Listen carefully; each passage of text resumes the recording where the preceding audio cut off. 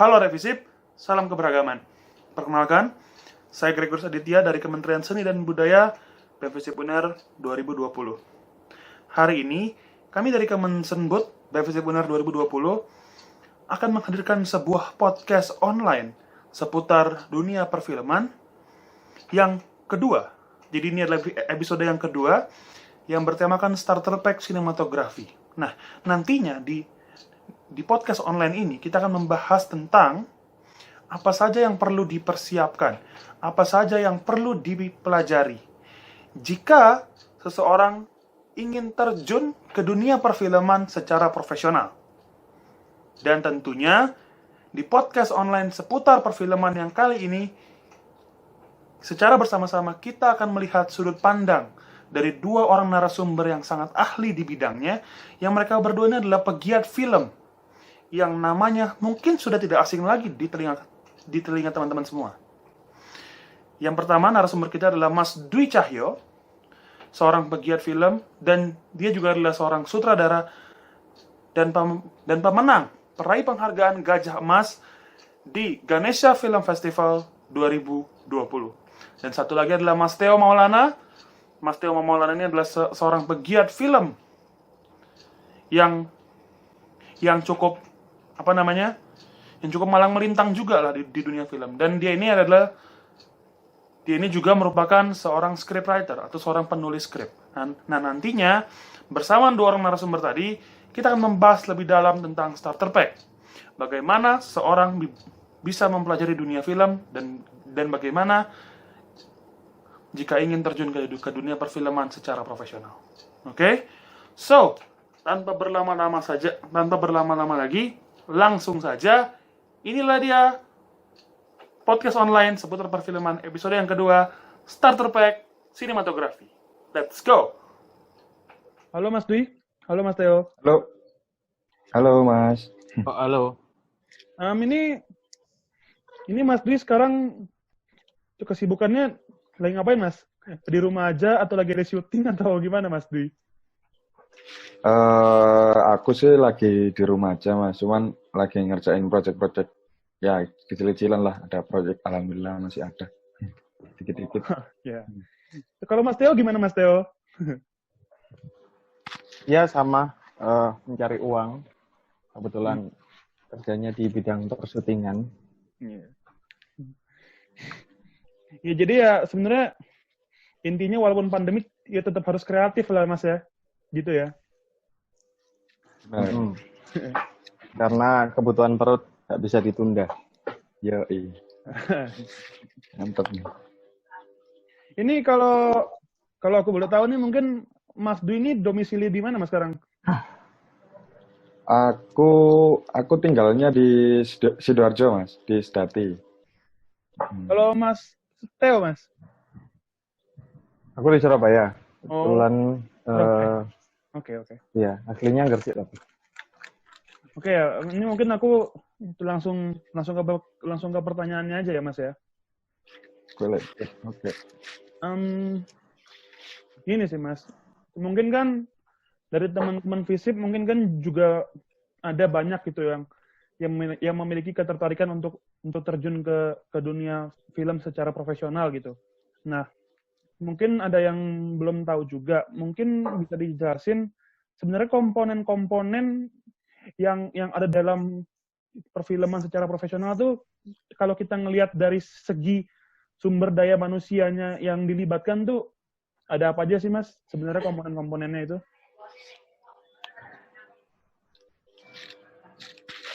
Siapa dulu nih?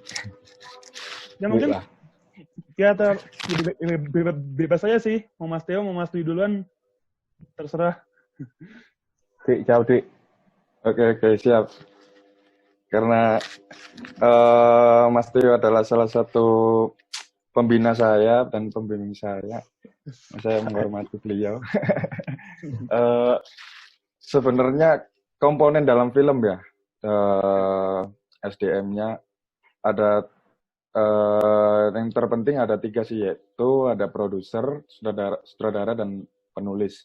Nah, 3 komponen ini menurutku yang jadi inti, yang jadi pondasi untuk selanjutnya nanti terbentuklah tim-tim seperti tim sinematografi, tim artistik, tim audio, dan lain sebagainya kayak gitu. Jadi dimulai dari dasar 3 komponen ini dulu. Ketika 3 ini udah klik nih, udah solid ini, mungkin proses selanjutnya akan jadi lebih asik gitu loh, lebih enjoy. Ya. Itu sih. Mungkin ada tambahan mungkin dari Mas Theo mungkin. Ya menambahi Dwi tadi, sebenarnya ya memang kalau yang disebut Dwi tadi kan itu apa ya, yang biasa disebut sebagai bagian kunci dari sebuah sistem produksi film. Itu ada orang-orang biasanya nyebutnya kayak triangle sistemnya gitu, ada penulis, kemudian director, biasanya itu juga bisa jadi apa namanya, menjadi pekerjaan satu orang numpuk gitu jadinya job desk-nya. Ada produksi, produser yang ngurusi sisi manajerial produksi. Nah, cuma kalau aku biasanya sama teman-teman melihatnya itu jadi dua ranah gitu. Yang pertama di sisi kreatif, yang kedua sisi produksi.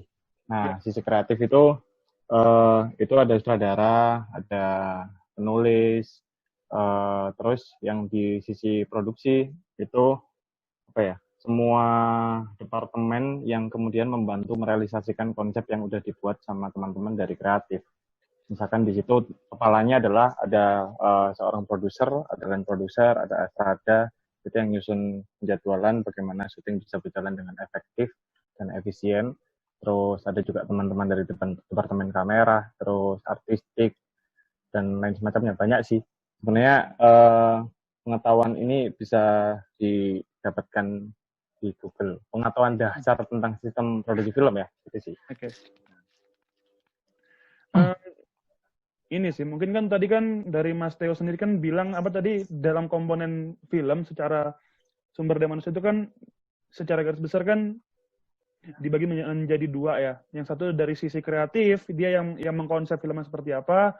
Kemudian apa ada tim yang namanya tim produksi gitu kan. Nah, kalau aku bisa tanya sebenarnya kalau kita melihat komponen-komponen film dari segi proses produksinya, sebenarnya proses produksi film dari awal tuh sampai filmnya tayang gitu, misalnya tayang di bioskop itu seperti apa sih Mas? Dari proses-prosesnya dari awal sampai tayang tuh apa aja gitu? Kalau aku sebenarnya aku nggak punya apa namanya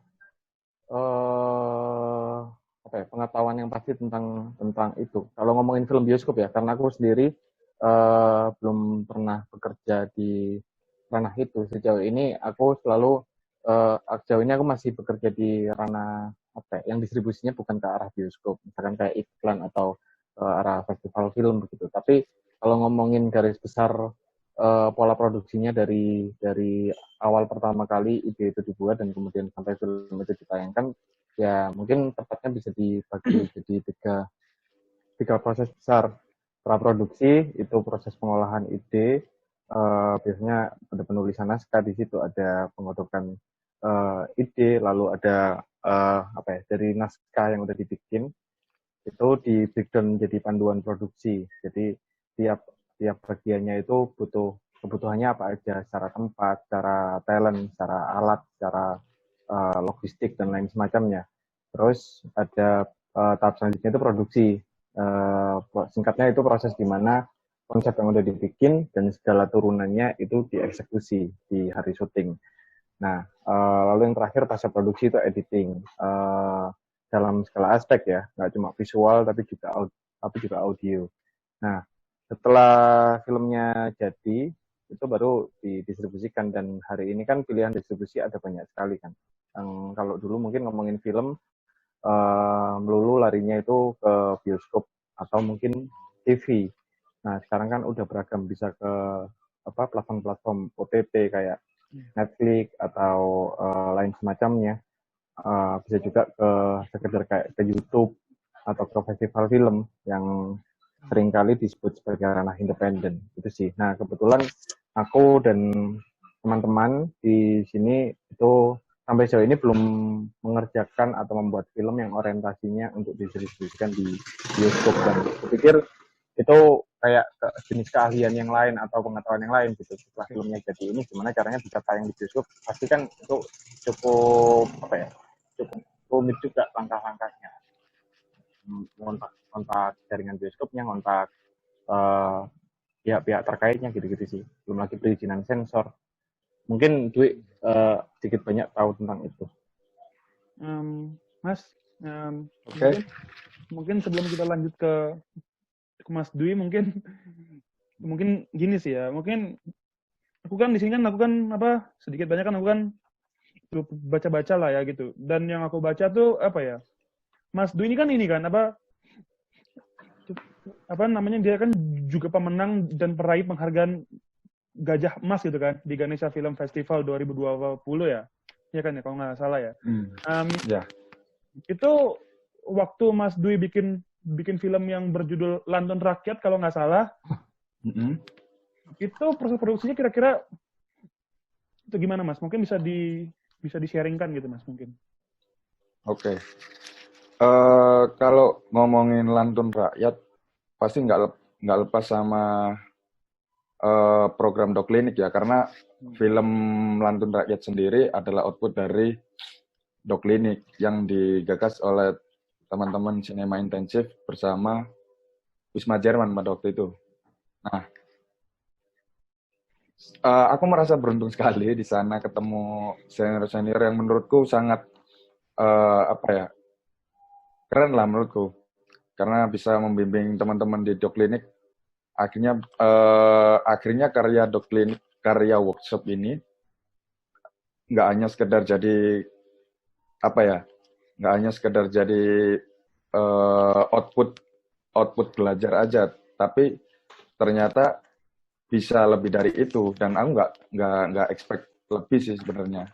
Awalnya jika aku coba distribusiin ke festival-festival, ternyata ya alhamdulillahnya masuk kayak gitu, dan nggak nyangka juga akhirnya jadi juara. Nah, itu membuktikan bahwa sebenarnya pembacaan film itu luas kayak gitu. Jadi tergantung dari penyelenggara acara itu sendiri kayak gimana baca filmnya kayak gitu-gitu. Terus kalau untuk prosesnya sendiri, waktu itu aku bersama teman-teman ngikutin program Doklinik itu selama seminggu ya kalau nggak salah Mas Dewi ya. 5 hari lah. Kurang lebih 5 hari. Dari Senin sampai ya kurang lebih segitu. Dari Senin sampai Jumat. Nah, itu kita dapat dapat materi lah, dapat wawasan baru tentang sinema, apa itu sinema, apa itu film, dan kita memang dilatih untuk sinema itu nggak hanya yang mungkin kita ketahui aja selama ini. Kalau film itu ada 3 babak atau gitu-gitulah. Nah, kita coba explore dari pengetahuan-pengetahuan yang diberikan sama pemateri waktu itu, akhirnya jadilah Lantun Rakyat itu. Kita pada waktu itu Lantun Rakyat itu 2019. Pada waktu itu di musim kampanye presiden waktu itu, sebelum pemilihan presiden. Kampanye besarnya di Indonesia itu pada waktu itu. Nah, aku berusaha merespon ruang publik sih. Gimana aku manfaatin ruang publik sebagai medium untuk menyampaikan satu pesan kayak gitu. Nah, akhirnya jadilah Lantun Rakyat itu sendiri. Itu sih. Oke. Kalau Mas Dwi ini kan aku kan ngelihat kan Mas Dwi ini kan sebagai seorang director gitu kan, atau seorang sutradara lah bisa dibilang ya. Sebenarnya mungkin Mas Dwi bisa sharing dikit di sini. Sebenarnya tupoksinya sutradara tuh sebenarnya ngapain aja sih Mas? Oke. Tupoksi sutradara. Seharusnya ini yang lebih kompeten jawab ini Mas Tio. Cuman coba aku jawab sesuai yang aku tahu. Kalau tupoksi dari sutradara itu nggak hanya mengarahkan ya. Setahu kita selama ini sutradara di set kerjanya ada naskah, terus kita mengarahkan pemain. Oke, kamu habis ini gini gini.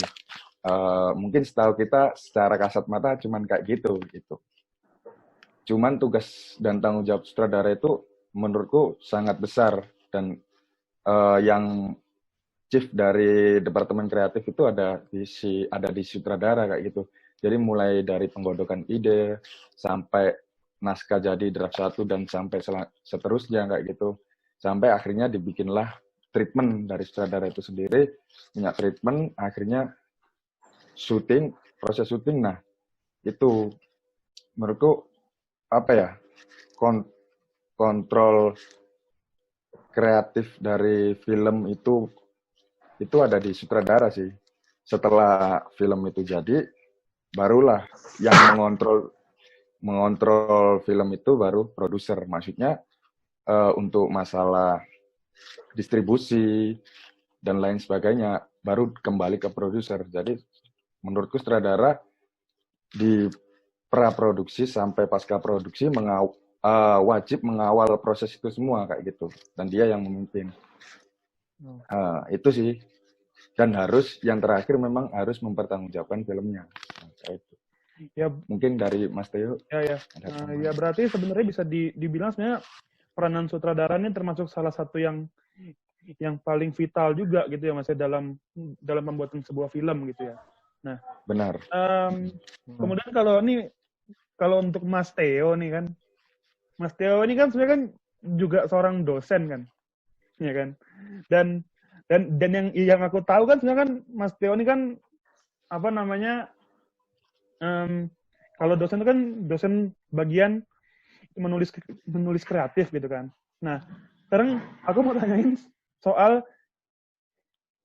mengenai gimana cara menulis skrip film yang baik itu seperti apa sih, Mas?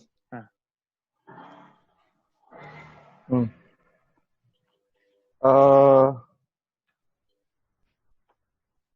Cari referensi yang banyak. Membaca pastinya, Mas. Membaca, menonton, memperbanyak asupan, apapun ya. Ini yang baik kalau ngomongin di sisi teknisnya, tentu yang disebut skrip film itu kan sebenarnya bukan karya akhir kan, karena itu hanyalah dalam tanda kutip hanyalah panduan untuk kemudian dipakai sebagai panduan untuk proses pembuatan film. Jadi singkatnya skrip film itu hanya medium yang menjelaskan apa yang ingin dibuat atau bayangan apa yang ada di dalam kepalanya penulis skrip atau sutradara nantinya. Nah, misalkan ya kan sekarang aku membayangkan aku ingin membuat satu shot di sebuah taman, di situ yang ada di kepalaku adalah adegannya ada proses ada dua anak muda yang saling jatuh cinta terus mereka berpacaran gitu. Nah, tapi kan bayangan pacaran tiap orang kan beda-beda tuh. Bisa jadi buatku pacaran mereka itu duduk aku perlu bangku taman karena mungkin pertimbangan satu dan lain hal, terus aku perlu si cowoknya itu berdiri, ceweknya itu duduk atau gimana caranya gitu. Nah, bayangan pacaran di taman di tiap kepala orang kan beda-beda. Nah, fungsi skrip itu memperjelas bayangan itu dari orang yang punya ide dituliskan secara rinci dalam bentuk tulisan yang sifatnya itu audio dan visual, yang kemudian nanti dipakai oleh teman-teman kru juga sutradara itu sendiri untuk dieksekusi menjadi wujud gambar gerak gitu. Nah, kalau ngomongin secara teknis, skrip film kan tulisan, dan apa bedanya dengan medium tulisan yang lain, misalkan katakanlah kayak novel. Nah, karena skrip film ini itu bukan hasil akhir dari karya dan itu hanyalah sebuah panduan produksi untuk proses pembuatan film, jadi penulisannya secara teknis itu ada batas-batasnya. Jadi nggak bisa kita menuliskan skrip itu kayak dalam teknik penulisan kreatif sebuah novel, misalkan matanya bagaikan pelangi di sore hari gitu. Nah, kalau itu dituliskan dalam skrip film dan ketika itu dibaca oleh kru, bisa jadi mereka kebingungan gitu, gimana caranya membuat gambaran visualnya ya. Apakah aku harus menghadirkan pelangi di dalam mata seseorang atau gimana? Itu kan membingungkan kan. Jadi kalau singkatnya, kalau di medium penulisan yang lain seperti novel atau puisi atau prosa, itu kita bisa dengan bebas menulis dengan cara apapun. Tapi kalau di penulisan skrip itu secara teknis harus penulisan yang sifatnya audio dan visual, yang ketika orang baca itu bisa dibayangkan secara visual dengan efektif dan bisa juga didengarkan gitu, kayak baca ada informasi tentang audionya, dialognya, terus ada tentang suara-suara di sekitarnya. Misalkan di taman itu ada suara, aku butuh suara odong-odong lewat. Nah, dan kalau membicarakannya lebih jauh, nggak cuma secara teknis saja, tapi juga secara perhitungan kreatif. Itu kayak pemilihan kenapa aku butuh odong-odong lewat, itu kan harus ada alasannya juga. Kenapa sih sebuah adegan pacaran di taman, aku butuh sebuah odong-odong lewat, karena misalkan aku pengen adegan pacaran mereka itu terganggu atau bahkan semakin syahdu oleh suara odong-odong itu gitu, atau ada suara pengamen keroncong lewat dan kemudian itu membuat suasana mereka menjadi semakin intim. Nah, itu kan kayak itu pertimbangan atau perhitungan kreatif yang ada di kepalaku untuk lebih membangun sebuah adegan kan. Nah, kayak gitu-gitu. Jadi kalau secara teknis itu tadi seperti yang udah gue jelaskan, kalau secara kreatif itu semuanya harus serba dihitung dan ada alasannya. Itu sih garis besarnya ya. Ya. Oke, mungkin dari Mas Dwi mungkin ada tambahan Mas, atau udah cukup tadi yang disampaikan sama Mas Theo? Menurutku udah sangat jelas ya yang disampaikan oleh Mas Theo. Karena sudah melingkupi semua aspek penulisan sih, secara teknis maupun secara yang lain hal kayak gitu. Pertimbangan-pertimbangan itu memang sangat perlu sih menurutku, karena ya balik lagi seperti kata Mas Theo, skrip ini panduan awal, bukan bentuk karya akhir. Jadi ya kita di awal harus benar-benar udah mantep dulu, baru berangkat ke proses selanjutnya kayak gitu. Oke. Nah, kalau tadi aku menyimak ya apa yang dibilang sama Mas Dwi, apa yang dibilang sama Mas Theo, kan ada yang namanya kan the triangle kan. Itu kan ada ada director, ada scriptwriter, sama ada produser, ya kan? Nah, tadi kan kita sudah membahas gimana penulisan skrip dari Mas Theo, kemudian kita juga udah berbicara mengenai bagaimana menjadi sutradara itu dari Mas Dwi. Nah, sekarang mungkin aku mau nanya, sebenarnya tugas seorang produser tuh ngapain? Kemudian seberapa penting peran seorang produser? Ya itu aja sih sebenarnya. Ya mungkin bisa dijawab mungkin. Siapa dulu? Kamu aja dulu. Aku dulu ya mungkin. Oke.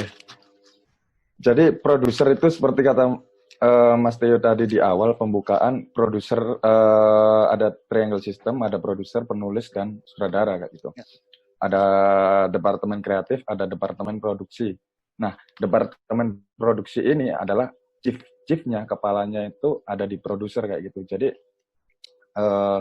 yang memegang kendali untuk suatu produksi ada di produser kayak gitu, yang memenuhi kebutuhan dari kreatifnya itu tadi kayak gitu.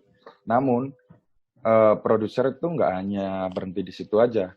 Selain produser juga kerja dari mulai praproduksi sampai pasca produksi, bahkan sampai proses distribusi kayak gitu. Jadi menurutku tugas dan tanggung jawab produser menjadi lebih berat, karena dia yang mengontrol filmnya nanti mau dibawa kemana atau mau jadinya seperti apa kayak gitu. Karena balik lagi, kalau untuk urusan produksi, misal kita kita butuh nih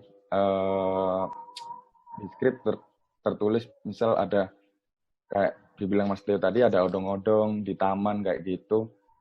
Tapi si produser atau tim produksi ini kesulitan cari odong-odong. Nah, gimana nih caranya untuk mengganti opsi odong-odong itu? Misalkan Iya lah gitu ya. tukang pentol atau apa, orang jual pentol atau apapun lah.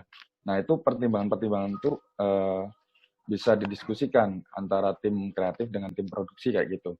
Karena yang untuk untuk memenuhi kebutuhan itu ada di tugasnya tim produksi kayak gitu. Selain itu, tugas utama si produser ini setauku, dia yang menjaga workflow kayak gitu.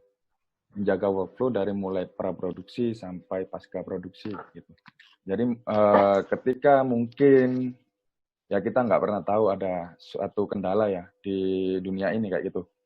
Bahkan di waktu proses syuting pun pasti juga ada kendala yang mungkin kita nggak pernah prediksi sebelumnya, apapun itu.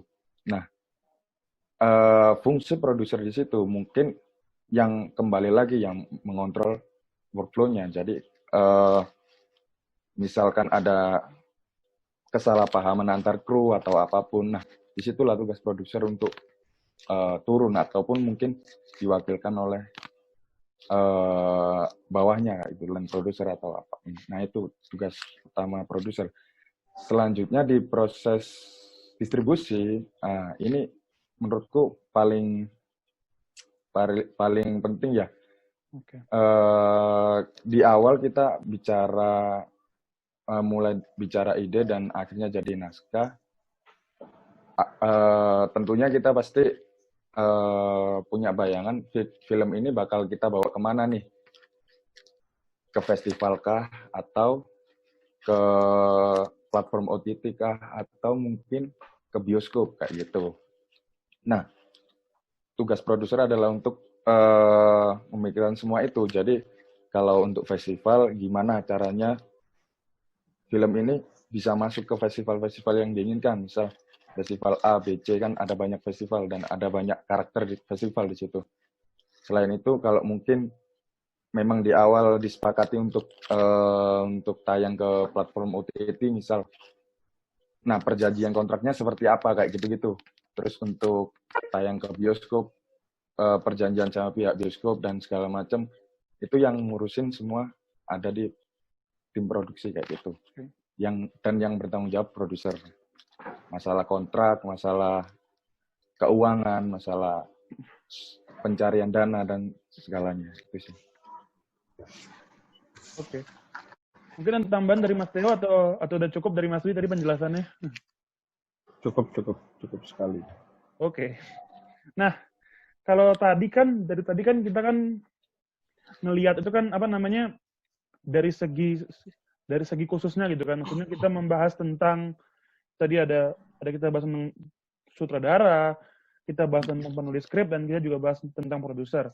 Nah mungkin sekarang ini aku akan ngebahas yang secara garis besarnya aja atau secara generalnya aja. Sebenarnya kita kan sering dengar nih ada yang namanya istilah tuh filmmaker. Sebenarnya siapa sih Mas yang bisa disebut sebagai filmmaker? Apakah semua komponen yang terlibat di dalam film, misalnya itu kameramen, apakah itu editor, itu bisa disebut filmmaker atau seperti apa Mas?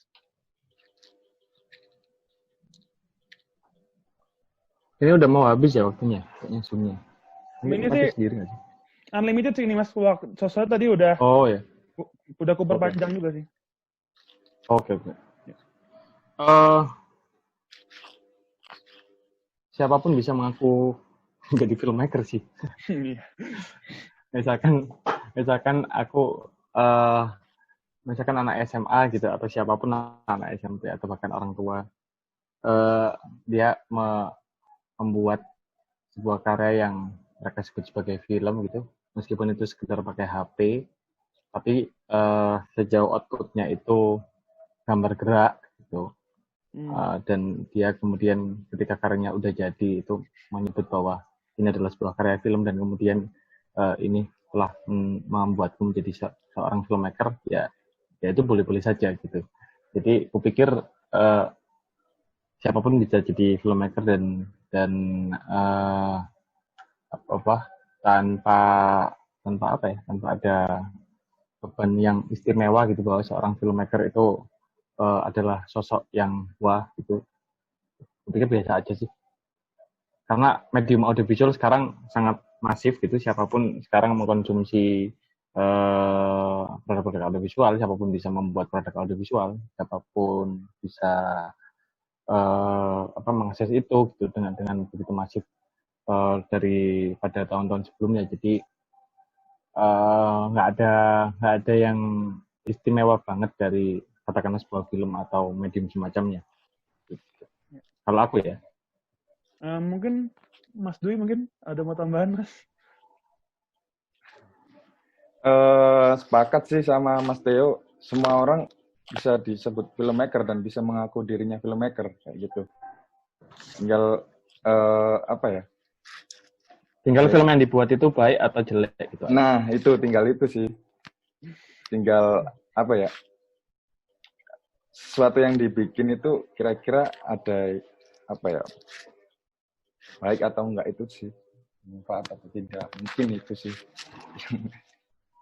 Oke. Kan pasti ada kan orang yang aku filmmaker nih. Tapi kadang kita nggak tahu juga karyanya gimana. Oh ya udah. Ya nggak apa-apa, itu hak dia juga kayak gitu. Dan setahu kalau sepemahamanku sih gelar apa ya, bukan gelar ya, atau sebutan gitulah, sebutan sineas atau filmmaker atau apapun tuh yang nyebut bukan diri kita sendiri kayak gitu. Oke. Tapi orang lain gitu. Karena itu menurutku pengakuan dari luar ketika orang sudah apa ya, menstigma diri kita, oh katakanlah, oh Mas Theo ini seorang filmmaker kayak gitu. Oh ternyata ini filmmaker. Nah itu kan sebutan dari orang lain sebenarnya, bukan dari diri kita sendiri kayak gitu sih. Ya. Oke. Dari aku. Nah, sekarang gini sih, kita masuk ke yang berikutnya aja. Jadi sebenarnya kan tujuan konten yang kita buat kan sebenarnya kan ingin mengedukasi gitu, maksudnya bagi siapapun yang ingin terjun ke dunia film secara profesional tuh apa aja sih gitu kan. Nah, yang perlu dipersiapkan gitu. Nah, sebenarnya aku mau nanya sih sebenarnya dari sudut pandang Mas Dwi sama Mas Theo nih, sebenarnya kalau untuk terjun ke dunia perfilman secara profesional gitu dan memfokuskan apa istilahnya ya, mencari uang dari film, sebenarnya itu tuh gampang atau sulit sih Mas sebenarnya?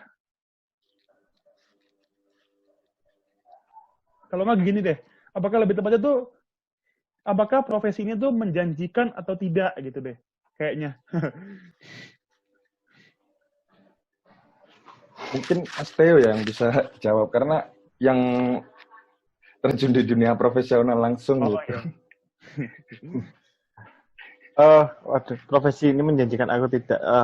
Ini pakai tolak ukurku sendiri ya. Sampai hari ini tuh aku masih mikir sih, masih belum nggak begitu yakin apakah sampai seterusnya nanti aku mencari duit atau bertahan hidup dengan cara mencari uang di bidang ini gitu.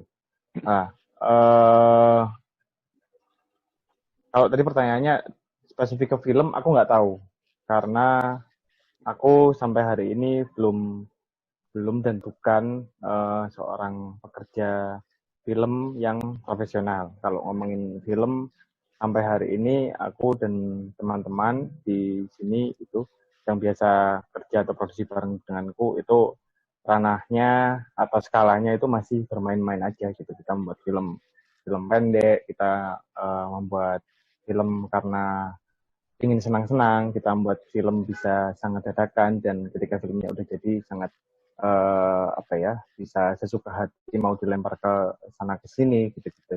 Nah, tapi kalau membuat film dengan tujuan yang katakanlah komersil banget gitu, kayak didistribusikan di bioskop itu kita belum pernah. Tapi kalau ngomongin medium filmnya secara keseluruhan, secara umum atau medium audiovisual kan sekarang audiovisual nggak cuma film ya, dan orang-orang film juga sebagian besar itu nggak hanya bekerja dengan cara membuat film aja, tapi juga bekerja dengan cara membuat format karya yang lain, meskipun mediumnya sama, yakni audiovisual. Misalkan kayak bikin iklan, bikin video klip, bikin video series gitu-gitu. Nah, kalau ngomongin secara umum itu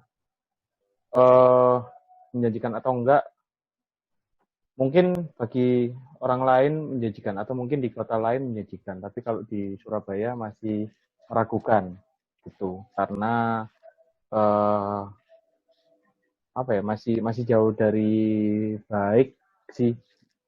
Belum belum belum bisa disebut sempurna atau mapan, bahkan baik aja belum gitu sih. Ya. Jadi itu yang bikin mikir-mikir lagi. Tapi kalau gimana caranya bekerja di bidang ini, secara teknis tentu harus menguasai mediumnya.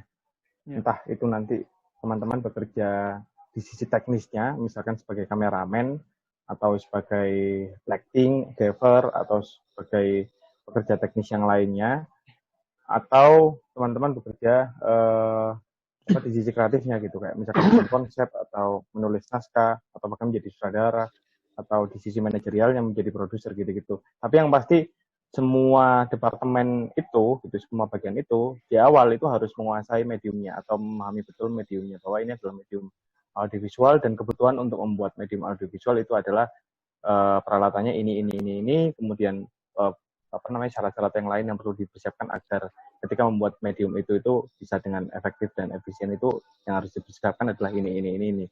Nah, terus apa ya? Sering-sering bikin karya sih, entah itu sifatnya pesanan atau karya inisiatif, dan kemudian ditunjukkan ke sebanyak-banyaknya orang, karena semakin banyak orang yang tahu, semakin banyak teman untuk belajar bareng, untuk proses bareng, dan bisa semakin oke dalam bikin karya itu. Itu sih Kak Jani, nggak ada kayak pintu khusus yang harus dibuka, bahwa ketika kamu udah buka itu kemudian kamu secara resmi masuk ke bidang ini gitu, nggak ada sih. Organik aja sih gitu sih. Iya sih. Mungkin aku mau nanya juga mungkin ke keduanya, mungkin ke Mas Theo dan Mas Dwi, mungkin yang udah beberapa kali gitu kan itu membuat sebuah film gitu, bahkan sering, mungkin karyanya mungkin di atas 5 mungkin ya. Nah itu Aku hampir nggak pernah bikin film. Nggak pernah, aku hampir nggak pernah bikin film. Aku bikin film itu hanya waktu dulu zaman kuliah, itu bikin senang-senang, satu, yang dua karena tugas mata kuliah produksi film. Itu aja sih. Selepas itu aku nggak pernah bikin film, jadi aku bukan seorang filmmaker. Mungkin Dwi yang lebih sah disebut sebagai filmmaker. Mau kutanya sebenarnya dalam membuat film itu gini kan, dari awal sampai film jadi gitu, dan misalnya film itu di-share gitu atau didistribusikan, itu sebenarnya kira-kira kalau kita lihat dari segi biaya itu sebenarnya atau enggak sih, Mas? Apa? Gimana? Dalam membuat sebuah film itu sebenarnya memerlukan biaya yang mahal atau enggak sih sebenarnya gitu? Biaya yang mahal. Kalau semuanya dihitung mahal. Kalau semuanya dihitung ya. Kayak bahwa bikin film kan butuh kamera. Semakin bagus gambar yang diinginkan gitu, semakin bagus dalam artian ini ya, jernih, tajam gitu-gitu, dan terkini gitu. Tentu peralatannya semakin mahal. Nah, berarti harga sewanya mahal kan. Nah, terus semakin spesifik latar yang dibayangkan tentu juga semakin mahal gitu, karena proses pencariannya susah, butuh waktu, terus atau bahkan proses nge-treatment gimana caranya lokasi yang udah ditemukan itu bisa menjadi sesuai dengan bayangannya dia, kan itu butuh dipoles lagi, dan proses pemolesan itu kan butuh biaya juga. Jadi kalau semuanya dihitung itu tentu mahal, jauh lebih mahal daripada karya dalam medium yang lain, kayak tulisan atau apa. Karena untuk membuat novel atau prosa kan ya udah kita tinggal ngetik aja, dan kalaupun ada revisi itu tinggal dihapus terus diketik ulang. Nah, kalau film kan nggak bisa, misalkan teman-teman gitu bikin film tapi itu sifatnya pesanan ya, ada orang yang mau dibikinkan film, gini, filmnya udah jadi, udah draft, terus pas di preview ternyata orangnya kurang suka dan harus revisi lah. Revisinya kan nggak bisa sekedar ngetik kalimat dan menulis ulang kan, Iya, tapi kita harus betul. retake lah. Retake itu kan singkatnya kita membeli waktu, yang juga membeli Harus membeli ulang alat, gitu. membeli dalam tanda kutip ya. Ya. Nah, Mahal sih kalau dihitung semuanya. Nah, cuma unggulnya adalah di sini teman-teman bisa sangat lihai mengakali itu. Mengakali itu sehingga semua kebutuhannya itu nggak harus dibayar dalam bentuk uang gitu. Nggak semua kebutuhannya, tapi bisa bisa sering banget ada kayak proses pinjem gitu atau minta tolong atau karena asas pertemanan gitu-gitu. Nah, itu sih yang bikin bisa mengurangi duitnya, bisa mengurangi kebutuhan ongkosnya. ya berarti sebenarnya Tapi kalau secara profesional nggak semestinya begitu sih. Oke. Berarti sebenarnya kalau bisa aku bilang sebenarnya semuanya tuh intinya tuh saling bahu membahu untuk menciptakan sebuah karya gitulah ya intinya ya. Nah, Iya kan? Iya, dan berani aja udah gitu. Aku dan teman-teman di FISIP dulu atau tepatnya komunikasi itu bisa kayak iseng itu bikin film sehari jadi, dan itu bisa banget. Dan misalkan yuk bikin yuk acara gitu di kampus atau di luar kampus, kita nentuin tema besar, terus kita bagi menjadi berapa kelompok gitu, malam temanya jadi, idenya jadi, atau paginya idenya baru jadi, terus dieksekusi seharian, terus malamnya langsung diputarkan, itu bisa banget gitu. Nah, seharusnya bikin karya bisa seluas itu. Ya. Oke. Mungkin dari Mas Dwi ada tambahan atau udah cukup? sepakat sih, dah cukup Oke. banget. Siap. Nah, mungkin ini sih aku mau nanya sebenarnya, ini terakhir sih sebenarnya. Enggak terakhir sih, sebenarnya masih ada 2 pertanyaan lagi. Kalau misalnya nih seseorang mau mulai untuk membuat sebuah film, sebenarnya sebelum dia membuat film tuh kira-kira untuk pengetahuan dan keterampilan apa sih yang perlu dia pelajari sebelum dia membuat sebuah film gitu, Mas? Memahami mediumnya itu tadi. Memahami ya bisa malnya kayak misalkan untuk membuat novel, apa yang harus dikuasai gitu ya, mesti paham mediumnya dulu. Kayak film ya mediumnya audio visual gitu. Nah, untuk membuat karya audiovisual itu apa aja yang dibutuhkan ya, secara alat dan lain-lain, itu kan kemudian bisa dihitung juga. Nah, terus tapi kalau pertanyaannya ngarah ke sisi ke kreatifnya, itu kayak gini sih, aku nggak tahu ini analogiku benar atau enggak ya. Jadi kalau di tulisan itu kan untuk membuat tulisan yang baik dan benar dan mudah dimengerti dalam sekali baca oleh banyak orang, itu kan kita harus benar-benar menyusun kata per katanya kan. Ya. Misalkan susunan kalimatnya udah benar atau tahu belum gitu. Ada kata-kata yang nggak efektif atau ada kalimat yang nggak efektif atau enggak gitu. Jadi kata satu ke kata yang lain itu benar-benar diperhitungkan. Nah, begitupun film gitu, dari shot satu ke shot yang lain, dari visual satu ke visual yang lain, itu juga benar-benar dihitung gitu. Yang mana selain ingin menyampaikan pesan atau cerita secara efektif, kalau ngomongin karya biasanya diimbui dengan ini secara apa sih namanya, secara estetik gitu, secara dampak estetik itu nyampe atau enggak. Misalkan aku pengen bikin adegan atau pengen bikin film tentang percintaan gitu. Nah, tujuanku atau capaian yang kubayangkan itu nggak sekedar orang paham bahwa visual yang dia lihat itu adalah sebuah adegan percintaan, tapi orang bisa menikmati itu, bisa hanyut di adegan yang aku bikin itu gitu. Jadi aku membayangkan filmku nanti itu bisa bisa punya dampak perasaan seperti itu ke penonton. Nah, akhirnya kan kayak itu harus harus dipertimbangkan matang-matang, harus dihitung matang-matang. Maka kalau pengen menghasilkan dampak perasaan seperti itu tuh aku pakai shot modelan apa aja ya gitu. Terus dari shot ini ke shot yang lain. Belum lagi aku kayaknya kalau visual tuh nggak kuat, aku mesti nambahin dengan musik atau aku mesti nambahin dengan ngasih bagian belakangnya warna apa yang mendukung perasaan itu gitu-gitu. Nah, begitupun kayak sama halnya dengan di novel kan, kayak kalimat satu kalimat lain itu sangatlah dihitung agar ketika orang membaca itu ada kayak alur emosi yang dinikmati gitu. Nah, itu sih yang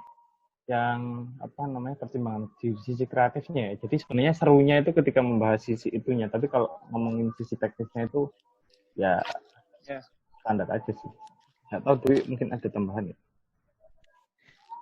Ya Mas Dwi ada tambahan. Apa dari pertanyaan Mas? Dari Enggak, kalau tadi boleh diulang? Kalau dari pertanyaanku maksudnya gini, maksudnya ketika seseorang tuh ingin terjun gitu, maksudnya mulai untuk membuat sebuah film, sebenarnya kira-kira tuh pengetahuan dan keterampilan apa sih yang harus dia persiapkan gitu? Aku sepakat kata Mas Teo tadi, yaitu mempelajari mediumnya dulu. Nah, sampai hari ini kan menurutku untuk menguasai medium itu kita bisa belajar dari manapun, dari apapun. Banyak media yang sudah menyediakan kita di era sekarang ya, semakin mudahnya informasi kita dapatkan. Menurutku juga malah semakin mudah juga buat teman-teman yang mungkin mau mulai baru mau bikin film kayak gitu. Setelah kita paham dari mediumnya itu sendiri, selanjutnya mungkin metode. Jadi metode yang harus pembuatan film itu metodenya kayak gimana sih? Susunan orang-orang yang dibutuhkan yang apa aja, misal ada sutradara yang itu tadi kita bahas di awal kayak gitu. Nah, setelah pengetahuan itu udah sih, kalau untuk kreatif menurutku semua orang kreatif ya. Semua orang bisa melahirkan ide-ide kreatif dan itu bisa dikembangkan kayak gitu dan bisa dilatih juga sih. Menurutku pemahaman dasar ya ada di itu tadi, di mediumnya dan di metodenya. Karena kalau misal kita udah tahu nih mediumnya, oh medium audiovisual visual itu kayak gini nih, tapi ternyata kita nggak sepenuhnya paham metode pembuatan film kayak gimana, ya itu mungkin kan jadi suatu kendala juga ketika kita udah jalan kayak gitu. Dan pun sebaliknya kayak gitu. Dan menurutku bikin film itu juga proses belajar seseorang juga sih. Jadi nggak serta-merta kita hanya bikin karya, tapi ada proses belajar juga di situ. Sebenarnya aku dan teman-teman bikin film, aku pengen belajar tentang metode yang baru, misal metode kayak gini. Oke, aku pelajarin, tapi dilakuin dan ada outputnya film itu tadi. Jadi nggak hanya sekedar untuk berkarya atau karya sampai bisa dinikmatin oleh penonton, tapi di sisi lain mungkin pembuatnya juga pasti melakukan proses pembelajaran di situ kan. Dan proses itu menurutku akan selalu berkembang sih, dan nggak ada proses yang berhenti menurutku. Sampai sekelas Garin Nugroho pun setauku beliau masih terus belajar mengadaptasi di era sekarang, belajar memahami orang-orang yang bekerja dengan dia dan segala macam kayak gitu. Jadi menurutku proses belajar itu nggak akan pernah berhenti kalau di film ya. Oke. Mungkin ini sih Mas. Dari tadi mungkin kita udah ngomong banyak ya mungkin ya. Dan udah sampai ke dalam-dalam terus dibawa ke secara umumnya lagi.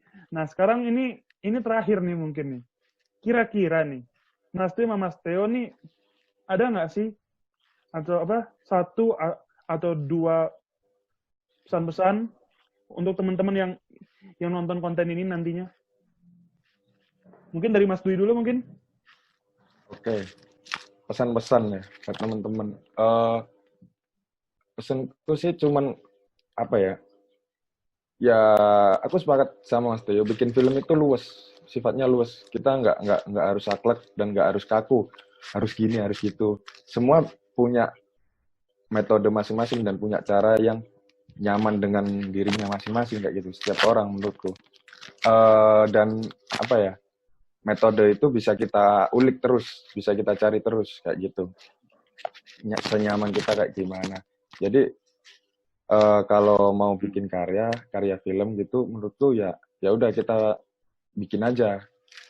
Jangan lupa kita pelajarin dulu mediumnya seperti apa, terus kita cari tahu metodenya seperti apa, terus setelah itu ya udah tinggal kita kumpulin teman-teman yang mungkin tanpa paksaan ya, tanda kutip, untuk mau dengan sukarela, dengan ikhlas, dengan hati. Memang oke, aku juga pengen berkarya nih, aku pengen belajar. Mungkin dengan mengumpulkan teman-teman yang sevisi lah katakanlah, dan punya tujuan yang sama, mungkin itu menjadi awal terbentuknya tim yang solid sih menurutku. Karena kalau dari awal aja kita nggak dapat tim yang solid, menurutku bakal sulit juga nanti ketika kita jalaninya kayak gitu. Oke. Mungkin itu sih. Oke. Kalau untuk urusan uang mungkin ya itu. Aku pikir teman-teman sekarang udah pada kreatif semua ya. Maksudnya untuk mengakali biaya atau apapun itu, menurutku teman-teman sekarang udah pada pinter gitu. Mungkin bisa seperti kata Mas Teo tadi, minta tolong sama temen atau apapun lah. Ya itu bisa diakalin semua lah. Dan kita kalau untuk awal sebaiknya jangan terlalu ini juga, bukan juga tidak memikirkan biayanya, tapi maksudnya jangan terlalu dijadikan apa ya, tumpuan gitu. Berat nih kayaknya. Tapi dicoba dilakukan aja dulu. Seperti itu sih. Kayak misal kebutuhan kreatif nih. Aku butuh bis yang bisa terbang ke Mars kayak gitu. Nah, itu kan secara penggambaran kalau dibayangkan kan, wah ini sulit banget nih kayaknya. Terus butuh bis kayak gimana. Nah, itu kan mungkin kalau teman-teman ada ide-ide gila, liar gitu, mungkin ada bisnya, kita sewa bis mahal, ya udah bis diganti becak, misal kayak gitu. Nah, menurutku ngakali yang seperti itu teman-teman sekarang udah pada pinter-pinter semua sih. Gitu. Ya. Mas, ini aku tambahin. Berarti sebenarnya mungkin balik lagi pada kreativitas yang si pembuat filmnya dong, berarti ya. Ya. Iya kan? Kayak mungkin dari Mas Teo ada tambahan atau apa mungkin? Pesan-pesan? Apa nih? Pesan-pesan apa? Ya. Pesan-pesan tentang apa ini? Kalau tentang kehidupan secara umum aku nggak punya. Konten ini. Oke. Apa ya? Memperbanyak referensi aja sih. Mungkin buat teman-teman yang ingin atau punya tujuan untuk bikin film, memperbanyak referensi, memperbanyak berbagai asupan bergizi, nggak cuma makanan tapi juga asupan-asupan yang lain, misalkan nonton film, baca buku, terus entah jalan-jalan kemana, terus mengamati beragam fenomena, atau mendengarkan musik, baca puisi.